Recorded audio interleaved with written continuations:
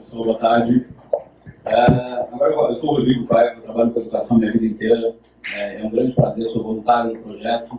É um estudo aqui que tive no final do ano, conhecendo a área de educação, os clientes de educação aqui no MIT, em Harvard, me apaixonei. E abri essa próxima mesa, a primeira mesa de educação, teremos duas, fazendo menção à presença do Jorge Paulo, que tanto nos inspira, né, que foi uma das cabeças por trás da Brasil Conference, e que nos orgulha muito por estar no nosso painel aqui nessa tarde, discutindo o que nos painéis de política de manhã se discutiu, educação como eixo estruturante do nosso país. Queria convidar para compor a mesa, sem mais delongas, Tabata Amaral, Léo Burt, Fernando Almeida e José Bruno.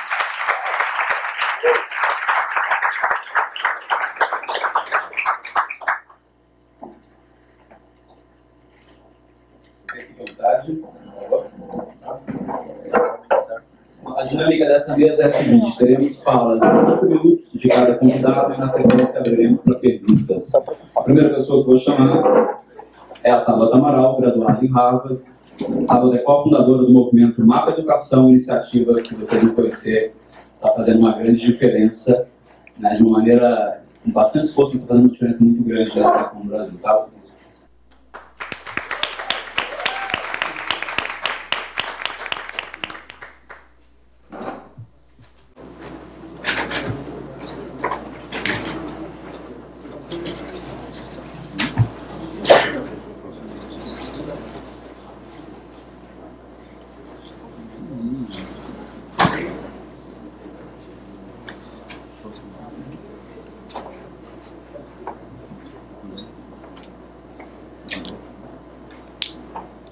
Boa tarde.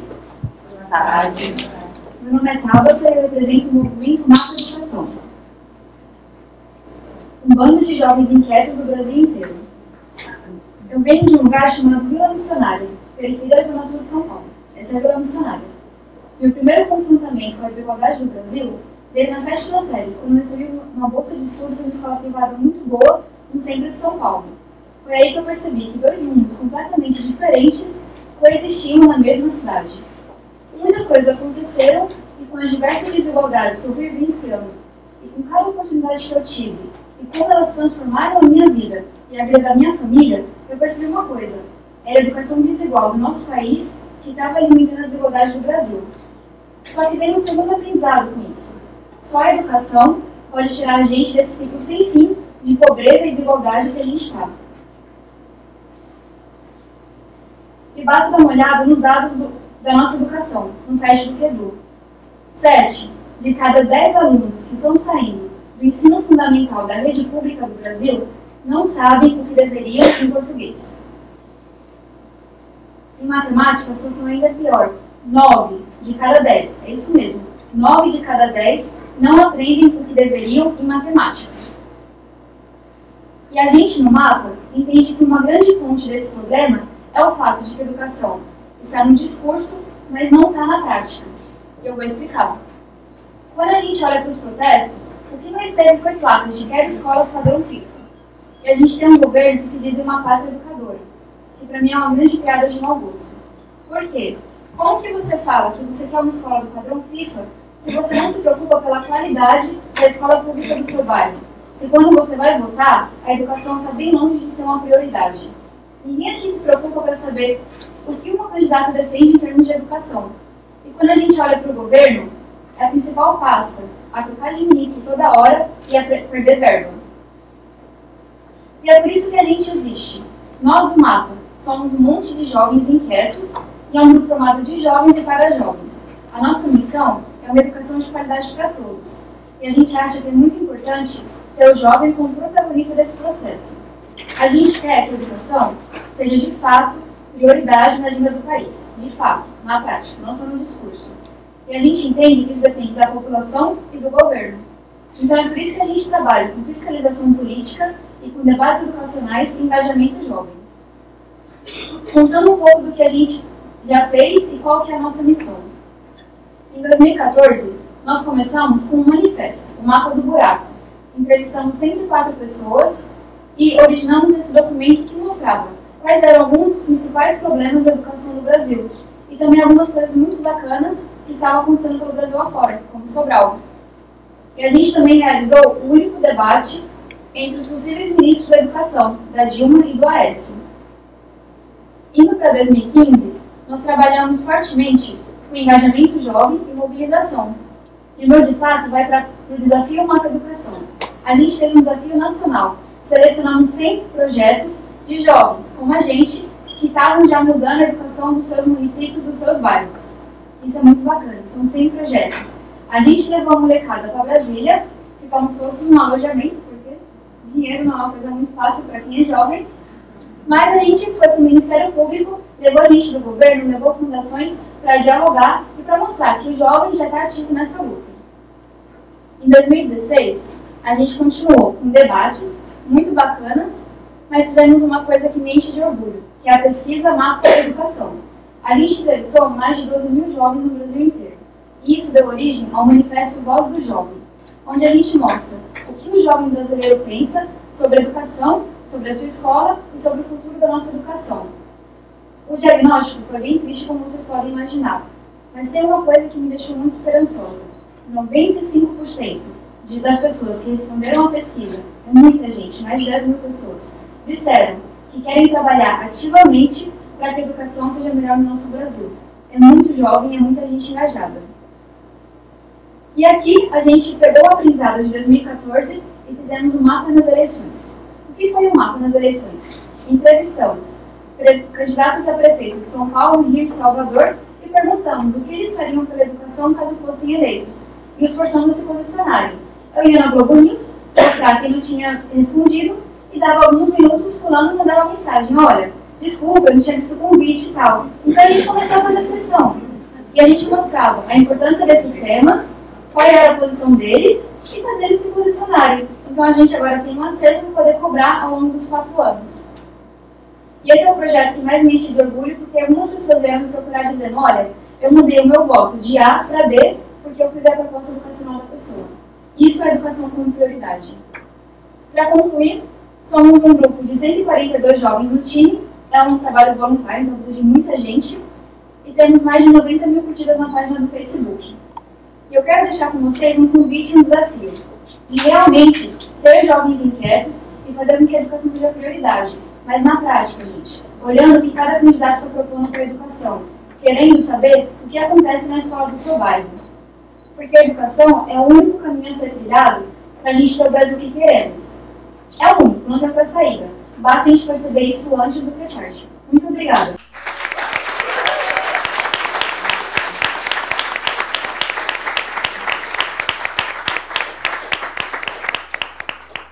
Inspira, né? Uma simplicidade absurda e uma força absurda também.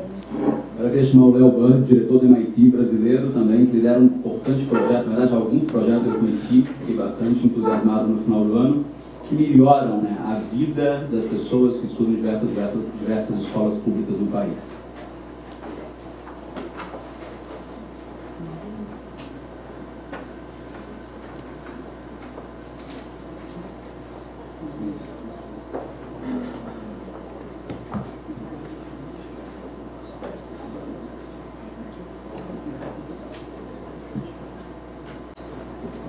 Boa tarde, pessoal. É um prazer enorme estar aqui com vocês hoje.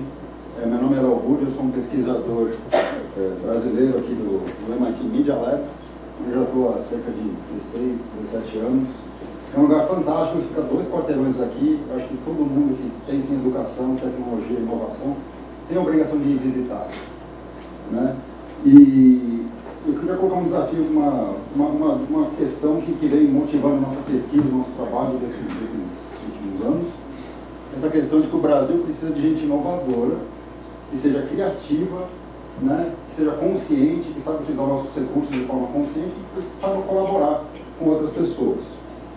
Agora, não é nesse tipo de ambiente que a gente vai conseguir formar esse tipo de gente.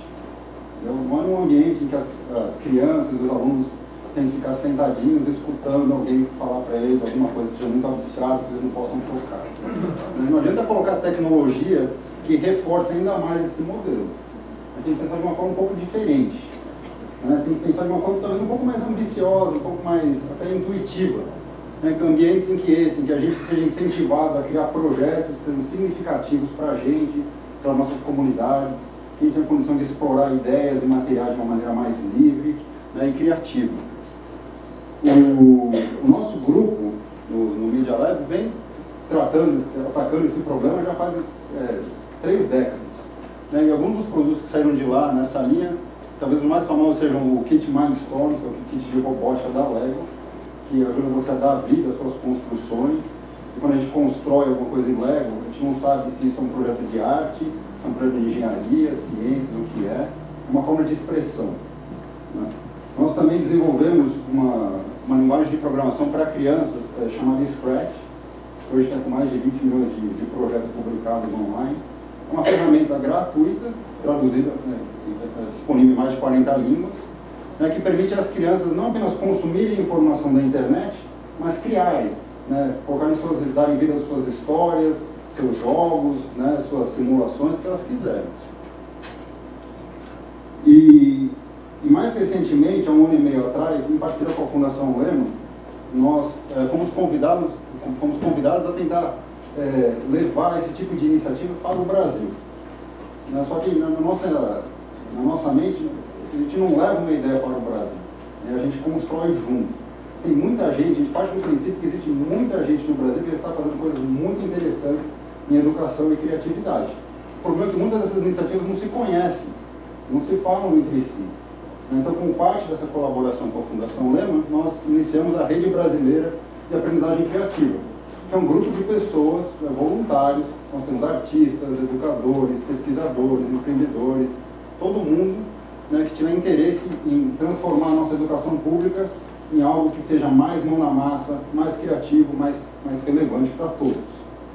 Né? Dentro desse grupo, que hoje nós temos cerca de 700 pessoas, tem alguns que estão pensando em desenvolver novas tecnologias que tornem a educação mais acessível. Isso aqui é uma ferramenta para tornar a linguagem de programação acessível para crianças cegas, por exemplo, em sala de aulas, de baixo custo, etc. Né? Nós organizamos muitos eventos, incentivamos muito o encontro cara a cara, né, das pessoas. Só no ano passado foram mais de 40 eventos presenciais que foram organizados. Né? Essa foto aqui eu tirei agora, em março, no Festival de Invenção e Criatividade que nós organizamos na Universidade de São Paulo, que é para milhares de pessoas, e a ideia é ajudar a replicar isso para o restante do Brasil. Né? A rede, então, hoje ela conta com pessoas do país inteiro, né? Precisamos de mais, né? São pessoas fantásticas, é sempre muito energizante interagir com esse pessoal. As ideias que vêm do Brasil para o Brasil são coisas realmente impressionantes. A gente tem muito que aprender com o que acontece lá e ajudar da melhor forma possível. E assim eu queria fazer esse convite. Caso você tenha interesse e queira contribuir para uma educação que seja mais relevante, mais criativa, mais mão na massa, por favor, junte-se a nós. Entre no nosso site, é fácil, todo mundo pode participar.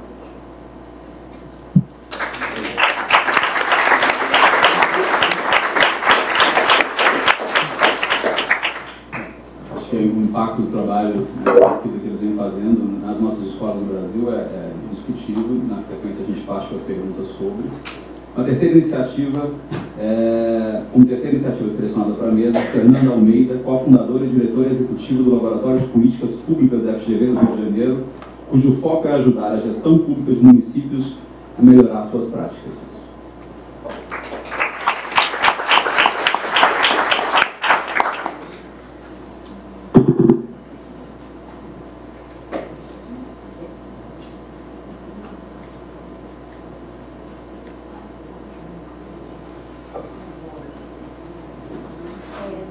Boa tarde, pessoal. Queria agradecer a oportunidade de estar aqui, dividindo com vocês e sendo inspirado também por essas pessoas que estão desenvolvendo coisas fantásticas. E, Léo, eu aceito o seu convite, tá? Quero conversar mais com você, porque essa é a sua proposta e a gente não pode deixar de lado. Separei aqui minha fala em 3 pontos, que é o que eu mais queria passar para vocês. Primeiro, o que é o Lab FGV. Segundo, qual é a nossa proposta de valor. E, por fim, o que a gente está fazendo pela educação no Brasil hoje? Bom, o Lab FGV é o Laboratório de Políticas Públicas da Fundação Getúlio Vargas. O próprio nome já diz muito, a gente é um laboratório. E o que a gente faz é testar. Só que o nosso objeto de teste são as políticas públicas no governo. E a gente trabalha com soluções pautadas no experimentalismo inovador. A gente acredita que sem experimentalismo, não vai ter solução para o governo. É um caminho decisivo e necessário para as soluções que a gente quer ver no governo, tanto em educação quanto na nossa política, que era o que a gente estava discutindo hoje. Vai ser necessário experimentalismo institucional se a gente quiser ver alguma coisa acontecendo. E aí, quando eu falo de experimentalismo, a gente tem que ter em mente que a gente vai errar muitas vezes em nome de acertar de forma decisiva para o país. E o Lab FGV, ele surgiu com essa coragem, com essa vontade e disposto a errar muitas vezes se for necessário. A gente então resolveu sair da inércia, fazer algo diferente. A gente chamou para si a responsabilidade e a gente quer inovar, a gente quer experimentar, a gente quer largar de lado o discurso vazio. Está todo mundo cansado disso. E a responsabilidade das mudanças, ela não é do governo apenas, ela é nossa também. E aqui eu reforço também o convite que já foi feito. A gente precisa de iniciativas e a gente precisa não só da força do jovem, a gente precisa da força de todo mundo. E fica aqui o convite mais uma vez. E aí, o que a gente está fazendo pela educação no Brasil? A gente pensando como que a gente ia atuar nesse setor e se a gente atuaria em educação, a gente lançou um programa no começo do ano, Brasil Inovador, cuja proposta era criar uma plataforma que unisse iniciativas inovadoras, que unisse gestores públicos comprometidos em fazer mudança e também financiadores que acreditassem nessas mudanças que poderiam causar impacto real no Brasil. A gente recebeu uma centena de manifestações e a gente, então, selecionou alguns projetos muito focados na força do gestor público, no comprometimento do gestor público, e um desses projetos foi com parceria com o município de Mesquita, que é o nosso projeto Mesquita Inovadora. Nesse projeto, a gente tem duas frentes principais, uma de curto prazo, uma de longo e uma de médio prazo. A de curto prazo focada em melhorar a eficiência da administração pública e a de médio prazo focado em transformar a educação em Mesquita. E aí eu até falo que a Cláudia está aqui com a gente nesse projeto. É uma honra e um privilégio trabalhar com ela. E não só a Cláudia, mas também a gente tem os gestores públicos municipais comprometidos nesse projeto de colocar a educação em Mesquita na fronteira global de ensino. A gente quer transformar a realidade que está posta, que ela não é legal e ninguém quer continuar vendo isso. Então, eu acredito que a educação no Brasil já tá em prática, sim. As mudanças que a gente quer ver, elas já estão, sim, no caminho de acontecer. Só que elas precisam ser testadas. De cima para baixo não vai dar certo. E a gente está vendo que não deu certo já e a gente não quer repetir isso. Bom, e aproveitando esse espaço aqui que eu tenho, eu quero apresentar para vocês também um projeto novo que o Lab tem o prazer de lançar aqui na Brasil Conference, cercado de pessoas fantásticas, no MIT, em Harvard, e, enfim, está sendo transmitido para todo o Brasil. E fica aqui o meu convite para o RecGov, que é um novo projeto do Lab FGV, com a intenção de desenvolver soluções inovadoras para os problemas que a gente tem hoje no Brasil. Esse programa vai ser uma jornada REC, não vai ser um hackathon tradicional. A gente não quer uma solução que seja feita do dia para a noite, a gente quer uma solução construída com gestores públicos, com desenvolvedores, com especialistas na área, com professores, com pessoas que já estão pensando nisso. A gente quer incluir todos os atores na construção dessas soluções. O RecGov vai acontecer em 6 encontros ao longo do segundo semestre e, enfim, vai contar com uma série de especialistas. E fica aqui o convite, se inscrevam, participem dessa iniciativa tão bacana. E eu reforço, suas linhas de código vão mudar o Brasil. O esforço que a gente empreendeu hoje vai sim fazer diferença no Brasil. Obrigada.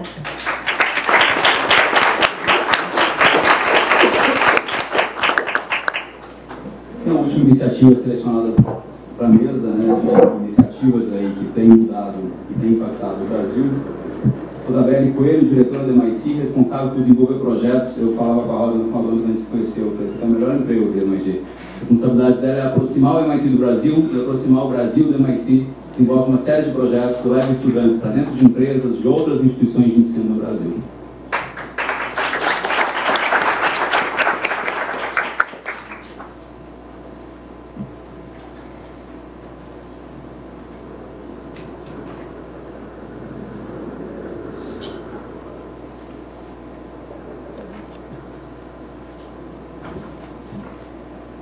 Bom, vou começar. Boa tarde a todos. Obrigada pela oportunidade de falar um pouco do MIST Brasil. O MIT Brasil faz parte das iniciativas internacionais de ciência e tecnologia dentro do Centro de Estudos Internacionais. E a gente faz a conexão, a gente traz o Brasil para o MIT, como o Rodrigo falou, o Brasil para o MIT, o MIT para o Brasil. E essa tentativa de conectar as pontas, a gente tenta fazer com várias atividades. Essas são algumas. Os estágios, desculpa que eu não coloquei em português, mas os estágios a gente conecta os alunos do MIT a projetos no Brasil, seja com empresas, non-profits, governo. Os labs, os teaching labs, que são, a gente chama de laboratórios de ensino e aprendizagem, que é o que eu vou focar hoje. Os seed funds, que são bolsas para fomentar o início de colaboração entre professores e pesquisadores do MIT e pesquisadores no Brasil. A gente tem mais de 80 ao longo desses 6 anos que a gente lançou os seed funds. Dos estágios a gente tem mais de 200 alunos que foram enviados. E o Startup Labs, que a gente está fazendo pela primeira vez, piloto esse ano, que é um curso de empreendedorismo mão na massa, então keep your eyes peeled. Depois a gente fala sobre o resultado do piloto. Então, falando do Teaching Lab, muito rapidamente, a gente começou a fazer o Teaching Lab, esse laboratório de ensino e aprendizagem, em que consiste? Né? São alunos do MIT que montam um plano de trabalho para trabalhar com alunos de ensino médio brasileiro, pelo mês de janeiro, normalmente. Essas oficinas, elas tomam boa parte de uma semana, então os alunos do Brasil têm que abdicar de suas férias de verão e para aprender. Então, o que a gente tem que fazer? Tem que ser muito divertido e, ao mesmo tempo, você não pode ser nada teórico. Eles vão aprendendo a teoria à medida que vão aplicando. Então, o Teaching Lab, que eu mostrei ali, de janeiro a dezembro, que foram 3 semanas, 2 semanas em janeiro, 1 semana em julho, foram 4 parceiros no Brasil, 14 estudantes do MIT, e nós impartamos, na verdade, 94 participantes de ensino médio e universidades brasileiras que participaram, os universitários participaram como co-facilitadores do processo, porque tinha alguns alunos de ensino médio que não estavam proficientes em inglês, mas que passaram a ver a importância de aprender inglês também, à medida em que participavam dessas semanas de oficinas. E aí, em janeiro agora, a gente fez 4 semanas fechadas, mais um parceiro foi adicionado, que é muito legal, o pessoal do consulado dos Estados Unidos em Recife viu o poder dessa parceria, já também renovando com o pessoal da Futuras Cientistas, que é um programa do NCTI, dentro do CETEM, do Centro de Tecnologia do Nordeste, para trazer meninas, moças que estão no ensino médio para se tornarem cientistas.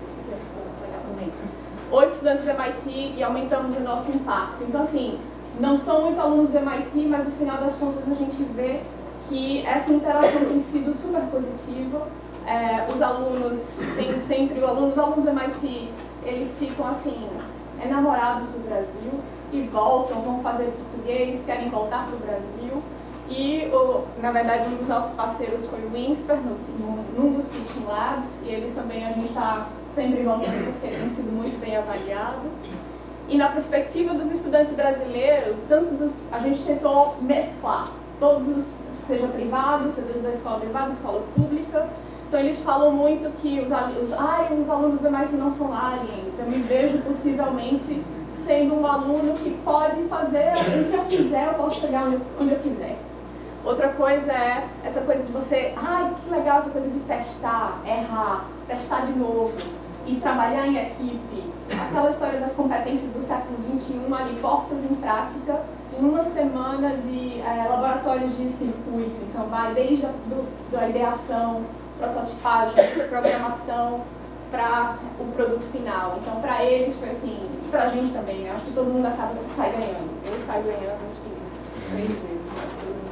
Só de ver as interações. Então, o que eles falam, que é essa história de os alunos do Brasil se sentem como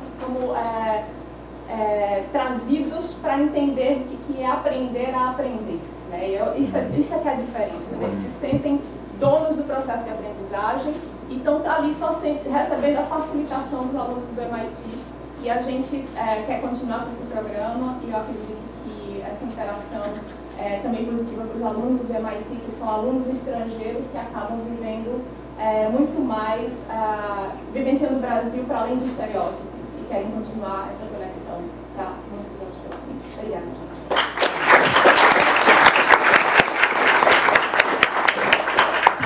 Pessoal, o nosso foco é o diálogo, mas infelizmente a gente vai ter tempo para uma única pergunta. Fácil. Você acredita? Então foi. Segunda fila aqui, por favor.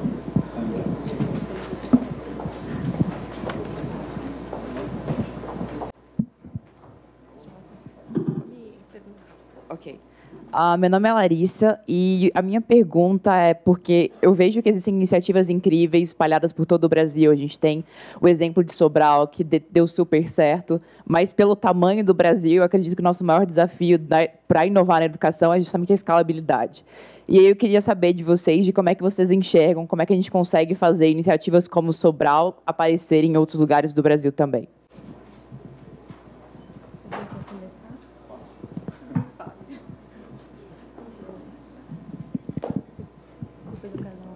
Oi? Pronto. Primeiro, eu concordo muito com a importância da pergunta. A gente tem muita coisa bacana acontecendo pelo Brasil afora, só que fica isolado. E eu acho que isso tem dois fatores que influenciam. E aí outras pessoas podem ter outras opiniões. Eu acho que um é o fato da gente ainda não dar à educação a importância que ela merece. Então, a gente vê casos como o Sobral, que são muito bacanas, que vão para o Fantástico e tudo mais, só que a gente não vê um governo que vai lá e tenta entender o que aconteceu em Sobral e levar para outros lugares. Aquilo morre e você não tem mais nada. Você não é uma sociedade que vai lá e pergunta, putz, por que esse Sobral é assim, a minha cidade não pode ser assim? Por que a escola da Vila Missionária não pode ser a escola de Sobral, que é maravilhosa? Então, acho que tudo isso tem a ver com a importância que a educação tem na sociedade e tem frente ao governo. E uma outra dificuldade é que a educação ainda é muito, e está ficando cada vez mais descentralizada no Brasil. Então, a gente tem 5.570 municípios decidindo coisas da educação muito básicas sozinhos. E a gente tem desde municípios como São Paulo, Rio de Janeiro, Salvador, que são gigantes, com municípios muito pobres e com poucos habitantes. Então, acho que vale a gente repensar o nosso modelo de educação, porque são 5.000 sistemas completamente diferentes, quando a gente fala da coisa mais importante que o governo dá, que é a educação pública. Então, eu deixaria essas duas reflexões. Sim, o que a Tabata falou foi muito preciso.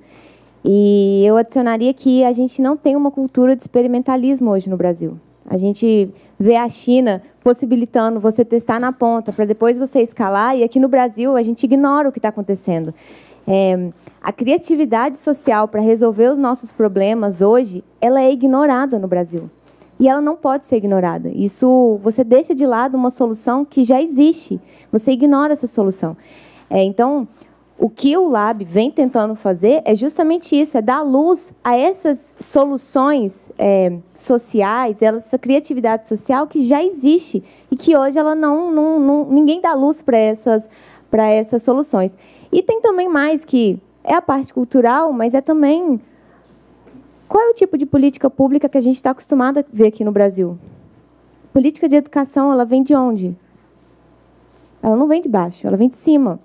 Mas, enfim, o trabalho está sendo feito para a gente começar a mapear essas iniciativas e também para testar iniciativas, sim, replicáveis. O que a gente pode fazer para que todos os 5.570 municípios consigam, sim, andar com suas próprias pernas e oferecer uma educação de qualidade no Brasil.